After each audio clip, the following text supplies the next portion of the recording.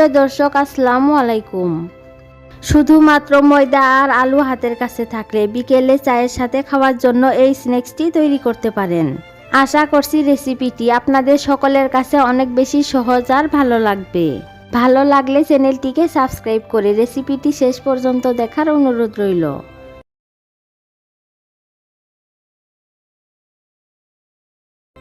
প্রথমে একটি মিক্সিং বোলে দিয়ে দিচ্ছি 1 কাপ পরিমাণ ময়দা, সাথে অ্যাড করে দিচ্ছি স্বাদ মতো লবণ ও 1 টেবিল চামচ রান্নার রেগুলার তেল। এবার তেল ময়দার সাথে ভালোভাবে মিশিয়ে নিতে হবে।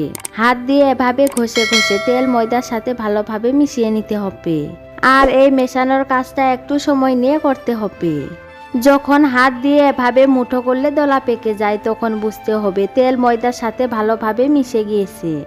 এ পর্যায়ে অল্প অল্প নরমাল পানি অ্যাড করে সফট একটি ডো মেখে নিতে হবে। একবারে পানি অ্যাড না করে এভাবে অল্প অল্প পানি অ্যাড করে ময়দার এই ডোটা মেখে নিতে হবে। একবারে পানি অ্যাড করে ময়দার এই ডোটা মেখে নিলে ডোটা নরম হয়ে যেতে পারে, তাই এভাবে অল্প অল্প পানি অ্যাড করে ডোটা মেখে নিতে হবে। এতে করে ডোটা পারফেক্ট হবে। দেখতেই পাচ্ছেন ময়দার এই ডোটা আমার মাখানো হয়েছে। এখন এর ওপরে সামান্য পরিমাণ তেল মেখে নিচ্ছি। এতে করে ডোটা সফট থাকবে, ড্রাই হবে না। এবার একটি ঢাকনা দিয়ে ঢেকে 10 মিনিটের জন্য রেস্টে রেখে দেব। আর এদিকে আমি একটি প্লেটে মিডিয়াম সাইজের 2টি বয়েল করা আলু নিয়েছি। এখন একটি কাঁটা চামচের সাহায্যে আলুগুলোকে ভালোভাবে ম্যাশ করে নিতে হবে। আপনারা চাইলে হাত দিয়ে অথবা আলু মেশার দিয়েও আলুগুলোকে ম্যাশ করে নিতে পারেন। দেখতেই পাচ্ছেন আমি আলুগুলোকে ভালোভাবে ম্যাশ করে নিয়েছি। এবার এর মধ্যে দিয়ে দিচ্ছি বড় সাইজের একটি পেঁয়াজ কুচি, 2টি কাঁচামরিচ কুচি, দিয়ে দিচ্ছি 1/4 টিস্পুন ভাজা জিরার গুঁড়া, 1/4 টিস্পুন কালো গোলমরিচ গুঁড়া, 1/2 teaspoon chilli flakes, 1 teaspoon chaat masala. সব শেষে দিয়ে দিচ্ছি স্বাদ মতো লবণ। এবার এই সবগুলো উপকরণ আলুর সাথে ভালোভাবে মেখে নিতে হবে।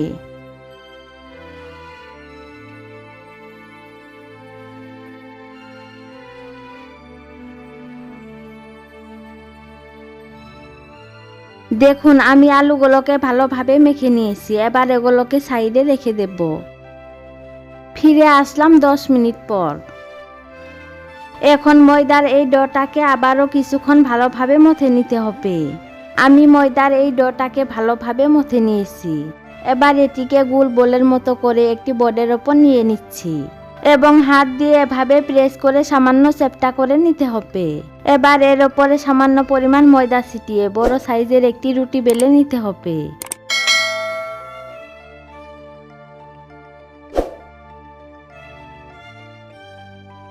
দেখুন আমি রুটিটাকে বেলে নিয়েছি। আর এরকম পুরুত্ব রেখে রুটিটাকে বেলে নিতে হবে। এখন আগে থেকে রেডি করা আলুর পুর রুটির ওপরে দিয়ে দিচ্ছি। চামচের সাহায্যে আলুর পুরগুলোকে রুটির ওপরে এভাবে ছড়িয়ে দিতে হবে। আমি পুরো রুটির ওপর আলুর পুরগুলোকে এভাবে ছড়িয়ে দেব।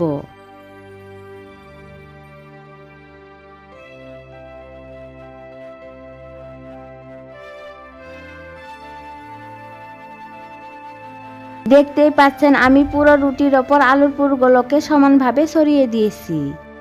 এবার রুটির এই সাইডের অংশে আমি সামান্য পরিমাণ পানি লাগিয়ে নিচ্ছি। এতে নাস্তার সাইডগুলো ভালোভাবে সিল হবে। এখন রুটির এক সাইড থেকে আমি এভাবে রোল করে নিচ্ছি। আপনারা দেখে বুঝতেই পারছেন আমি কাজটা কিভাবে করছি। আর একটু টাইট করে রোলটাকে করে নিতে হবে। দেখুন আমি রুটিটাকে রোল করে নিয়েছি। এখন 2 হাতের সাহায্যে এভাবে ঘুরিয়ে ঘুরিয়ে রোলটাকে সমান করে নিতে হবে।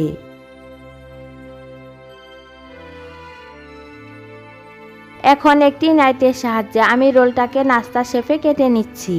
নাস্তা শেপে কাটা সুবিধার্থে আমি রোলটাকে 2 ভাগে ভাগ করে নিয়েছি। এবার এরকম করে আমি নাস্তা শেপ কেটে নিচ্ছি। আপনারা দেখে বুঝতেই পারছেন আমি কিভাবে নাস্তা শেপ কেটে নিচ্ছি।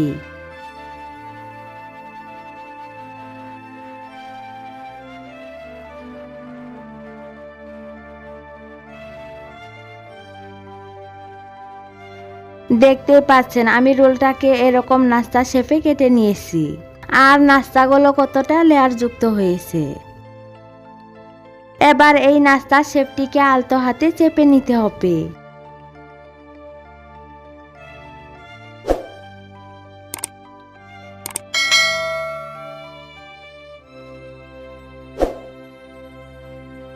আর একইভাবে আমি সব নাস্তাগুলোকে রেডি করে নিয়েছি। এবার একটি বাটিতে ভেঙে নিচ্ছি একটি ডিম। এখন এর মধ্যে দিয়ে দিচ্ছি সামান্য পরিমাণ লবণ ও 1/4 টিস্পুন লাল মরিচের গুঁড়া।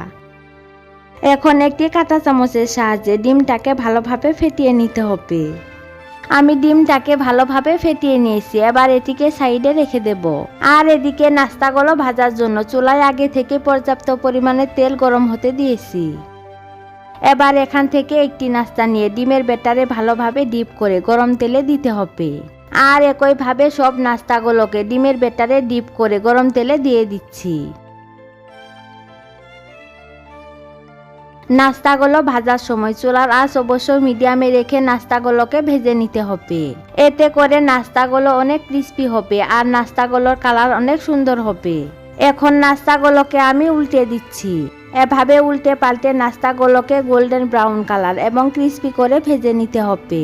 নাস্তাগুলো ভাজা হতে থাকা আর ততক্ষণে যারা আমার চ্যানেলের নতুন দর্শক এখনো আমার চ্যানেলটিকে সাবস্ক্রাইব করেন নাই, তারা প্লিজ চ্যানেলটিকে সাবস্ক্রাইব করে পাশে থাকা বেল আইকনটি অন করে রাখুন, যাতে আমার পরবর্তী ভিডিও নোটিফিকেশন সবার আগে পেয়ে যান। আর অলরেডি যারা আমার চ্যানেলটিকে সাবস্ক্রাইব করেছেন তাদেরকে অসংখ্য ধন্যবাদ। আমার এই রেসিপিটি যদি আপনাদের ভালো লেগে থাকে তাহলে ভিডিওতে একটি লাইক দিয়ে ফ্রেন্ডস এন্ড ফ্যামিলির সাথে বেশি বেশি শেয়ার করুন। দেখতেই পাচ্ছেন নাস্তাগুলোতে গোল্ডেন কালার এসেছে। এখন নাস্তাগুলোকে একটি ছাঁকনির সাহায্যে ভালোভাবে তেল ঝরিয়ে সার্ভিং ডিশে তুলে নিচ্ছি এবং আপনাদের গরম গরম সার্ভ করে দেখাচ্ছি। দেখতেই পাচ্ছেন নাস্তাগুলো দেখতে মাশাআল্লাহ কতটা লোভনীয় হয়েছে। নাস্তাগুলো দেখতে যেমন লোভনীয় হয়েছে, খেতেও হয়েছে অসম্ভব টেস্টি। আপনারা এই রেসিপিটি বাসায় একবার হলেও ট্রাই করবেন আর কেমন লেগেছে অবশ্যই কমেন্ট সেকশনে জানিয়ে দেবেন। একটি নাস্তা আমি আপনাদের ভেঙে দেখাচ্ছি। দেখতেই পাচ্ছেন নাস্তাগুলো কতটা ক্রিস্পি আর পারফেক্ট হয়েছে। পরবর্তী ভিডিও দেখার আমন্ত্রণ জানিয়ে আজকের মতো বিদায় নিচ্ছি। সবাই অনেক বেশি ভালো ও সুস্থ থাকবেন। আল্লাহ হাফেজ।